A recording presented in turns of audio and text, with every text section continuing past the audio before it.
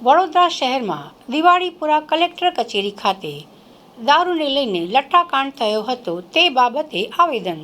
વડોદરા શહેરમાં દિવાળીપુરા કલેક્ટર કચેરી ખાતે હાલમાં ભાવનગર ખાતે જે નકલી દારૂને લઈને લઠ્ઠાકાંડ થયો હતો એ બાબતે અમારું લક્ષ્ય સમાનતા, સ્વતંત્રતા, બંધુત્વ છે દ્વારા સ્વયં સૈનિક દળ જિલ્લા કલેક્ટર ખાતે આવેદનપત્ર આપી રજૂઆત કરી જીવન મરણ વચ્ચે ઝોલા ખાઈ રહ્યા છે. ઘણા તો ડરના માર્યા હોસ્પિટલમાં સારવાર લેવાથી પણ ભાગી રહ્યા છે. પ્રાથમિક તારણોમાં ઝેરી મેથેનોલયુક્ત દારૂ હોવાની વિગતો સામે આવી રહી છે. આ ઘટના માત્ર કોઈ સ્થાનિક ગુનો નથી, પરંતુ રાજ્યમાં વર્ષોથી સમાંતર રીતે ધમધમતા ગેરકાયદેસર નશાના નેટવર્ક અને કાયદાના અમલની ઘોર નિષ્ફળતાની સાક્ષી પૂરે છે. રાજ્યમાં અગાઉ પણ આવા લઠ્ઠાકાંડમાં મોટી સંખ્યામાં માનવ જીવન હોમાઈ ચૂક્યું છે.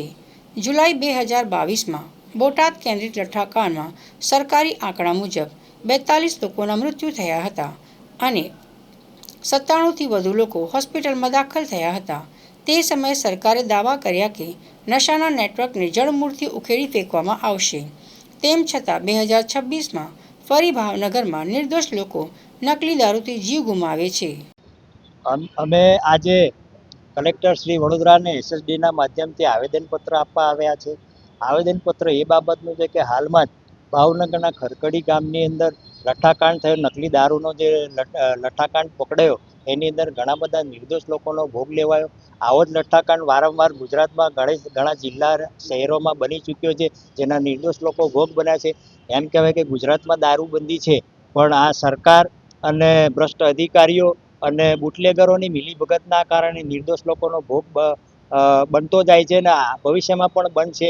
તો આ ભ્રષ્ટાચાર જે બંધ થાય, દરેક બાબતમાં ભ્રષ્ટાચાર ઘૂસી ગયો છે અને આ સીધું સરકારની રેમ નજર હેઠળ, પોલીસ પ્રશાસનની રેમ નજર હેઠળ અને બુટલેગરોના મિલીભગતના કારણે આ બધા ગેરકાયદેસર કૃત્યો બનતા જાય છે. ગુજરાતમાં દરિયાકાંઠે ઘણા બધા ડ્રગ્સ પકડાયા, હાલમાં કચ્છમાં પણ નકલી દારૂ બનાવવાના સાધનો પકડાયા, જેના ભોગ આ નિર્દોષ લોકો, ગુજરાતના લોકો બની રહ્યા છે. તો આ ગુજરાતમાં દારૂબંધી હોવા છતાં આ ભ્રષ્ટ અધિકારીઓ, ભ્રષ્ટ સરકાર અને ભ્રષ્ટ બુટલેગરોના લીધે આ ભોગ બનતા લોકો જે બનતા જાય છે એના પર રોક લગાવવા માટે એમને તાકીદ આપી છે અને આવેદનપત્ર આપી એના લેખિત મૌખિક બંને રજૂઆત કરી છે. જો આ દારૂબંધીનો અમલવારી હવે ભવિષ્યમાં નહીં થાય ને નહીં કરો અને જે કંઈ પોલીસ અધિકારીઓ, પ્રશાસનના અધિકારીઓ સામેલ છે એમને ડિસમિસ કરી અને કાયદેસર પગલાં નહીં લો તો આવનારા સમયમાં આખા ગુજરાતની અંદર આ ભયંકર આંદોલન કરીશું